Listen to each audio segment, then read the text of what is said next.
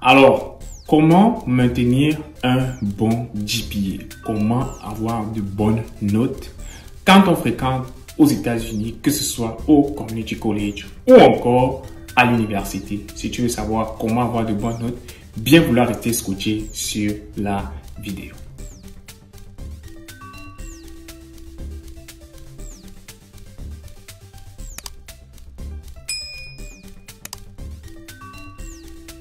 Alors, salut à tous, mon nom est Ulrich et bien sûr, je vis aux États-Unis et bon, je suis un étudiant.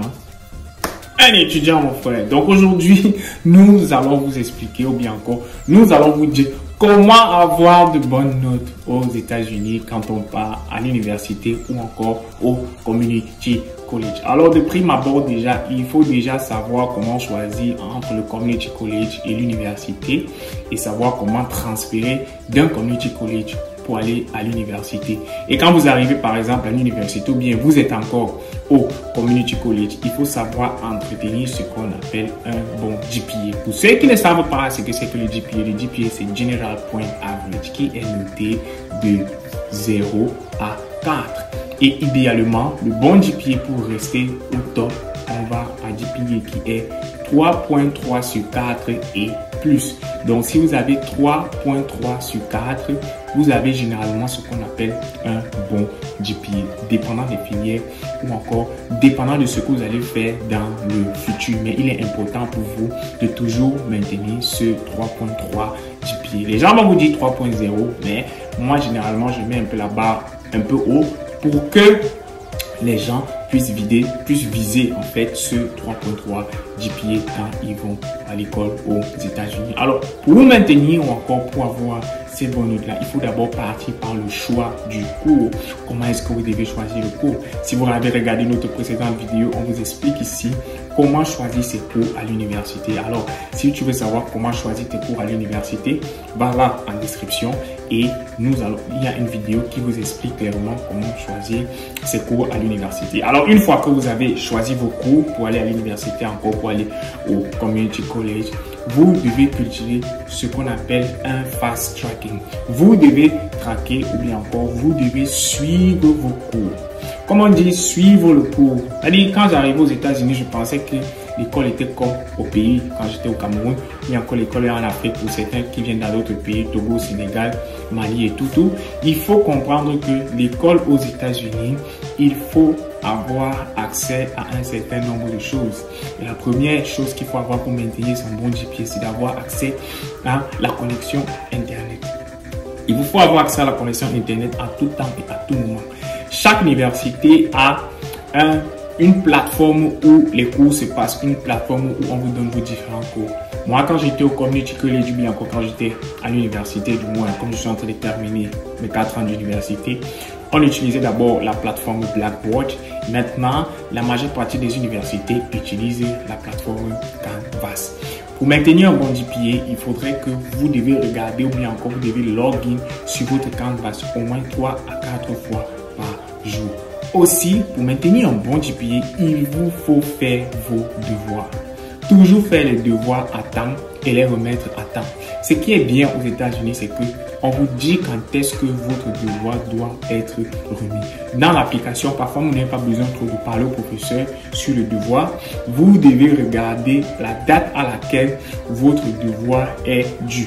Et généralement, le conseil que je donne aux gens, c'est que si on te dit que ton devoir est dû samedi, il faudrait que toi-même intérieurement, vendredi, tu aies déjà terminé. Parce que il peut souvent arriver des histoires où tu as des difficultés à pouvoir soumettre ton devoir et c'est par exemple 10 ou 15 minutes, le devoir va se fermer. Donc, il est important pour vous de finir vos devoirs au moins un jour à l'avance pour que vous ne soyez pas confrontés à ces différents éléments là, parce que si vous ne remettez pas un devoir, vous allez avoir de mauvaises notes et c'est ça qui va affecter ici votre note finale ou encore votre GPA. Donc il est important pour vous de pouvoir soumettre et de faire vos devoirs à temps.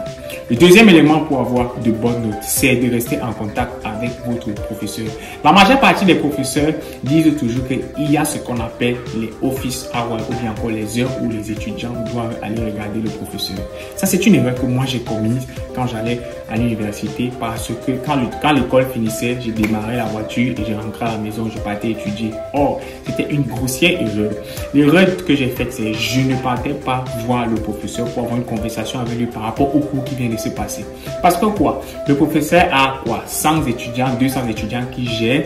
Et généralement, à la fin de l'année, quand vous avez besoin de ce qu'on appelle le curve, c'est-à-dire vous avez besoin d'un A, vous avez une note peut-être qui est à 88 sur 100 et vous cherchez peut-être 90 pour avoir un A qui est 4 points au GPA. Le professeur doit se rappeler de vous en se disant que ok, ça c'est un étudiant qui travaille, peut-être à la fin, les choses arrivent dans la vie et tout, je peux curve sa note pour arriver à ça. Si c'est que vous, le professeur ne vous connaît pas, ou bien encore si c'est que vous n'avez jamais eu à poser avec le professeur et tout, il va faire ça. Comment? Il ne pourra jamais curve. L'erreur que certains étudiants font souvent, c'est que c'est à la fin du semestre qu'ils commencent à partir au office hour. Il faut commencer à partir au bureau du professeur dès le jour 1.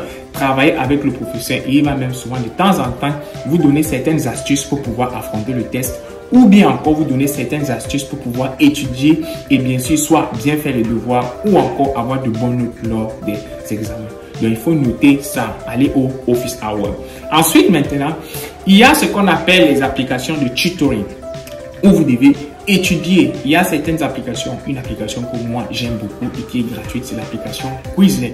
Quizlet m'a permis d'avoir de très bonnes notes à l'université tout simplement parce que quand je terminais d'étudier, il fallait que je puisse m'exercer. Et quand je cherchais sur Internet, Quizlet avait des épreuves qui me permettaient bien sûr d'étudier. Et parfois, j'arrivais à l'examen, ce que j'avais vu sur Quizlet, c'était souvent ce qui arrive sur l'épreuve. Donc, il faut comprendre tous ces différents éléments-là. Utiliser Quizlet. Maintenant, pour faire les devoirs, il y a certaines applications que moi j'utilisais pour pouvoir mieux comprendre ce que le professeur ou bien encore ce que on expliquait en classe. Donc, j'ai utilisé une application comme Coursera, j'ai utilisé Check pour la mathématique parce que la manière avec laquelle on fait la mathématique au pays, c'est pas la même chose qu'on faisait ici et j'avais des difficultés pour comprendre un peu souvent certaines expressions. Donc, je suis allé sur Check où l'abonnement c'était 15 $ par mois, c'est juste pour 3 mois. Juste le temps du semestre, je payais mes 15 $ par mois et là-bas, je pouvais étudier, j'avais accès au tuteur. Et la dernière manière avec laquelle vous pouvez maintenir votre GPA, c'est de partir aux séances de tutoring. L'école paye certains étudiants qu'on appelle généralement les ISP pour vous donner cours. Et au début de chaque semestre, à l'entrée de chaque département, on donne la liste des cours qui vont être tutorés tout au cours de l'année. Et l'erreur que les étudiants font généralement, c'est qu'ils partent dans les séances de tutoring seulement 2 à 3 jours avant les examens. Et ça, c'est une grossière erreur. C'est une erreur à ne pas commettre. Partez aux séances de tutoring dès que c'est ouvert, c'est-à-dire dès qu'on ouvre les séances de tutoring. Si par exemple vous avez des problèmes en maths, allez vers ces séances de tutoring là pour que vous puissiez avoir de bonnes notes à la fin. Donc, utilisez tous ces éléments quand vous partez à l'université pour avoir des bonnes notes comme moi j'ai eu. Aujourd'hui, je termine mon bachelor de quiz avec 3.6 GPA, 3.555, on peut dire comme ça, 3.555 de GPA à l'université. Parce que quoi, j'ai commencé à comprendre ces méthodes vers la fin. J'étais quoi, au milieu de ma 4e année où j'ai compris vraiment comment ces histoires-là fonctionnent. Alors toi, si tu m'écoutes aujourd'hui et que tu commences ton école, que ce soit n'importe où aux États-Unis, utilise ces méthodes et je t'assure, tu auras le résultat sur tes notes. Ça sera clair, tu auras de bonnes notes et bien sûr, ça va te permettre de pouvoir accéder à des études supérieures, par exemple, pour appliquer à l'école de médecine ou encore pour appliquer à l'école pour devenir avocat et tout, aller dans ce qu'on appelle les graduate schools parce qu'il faut comprendre que les graduate schools ne regardent que les GPA qui commencent à partir de 3.3. Si vous avez un GPA qui est au-dessus de 3.3, il sera extrêmement difficile pour vous d'entrer dans un programme soit de master ou encore soit de doctorat. Il est important pour vous de maintenir votre GPA 3.3 en haut, tout simplement. Alors, merci d'avoir regardé la vidéo et nous nous revoyons bien sûr pour nos prochaines échéances. Ciao, ciao la famille.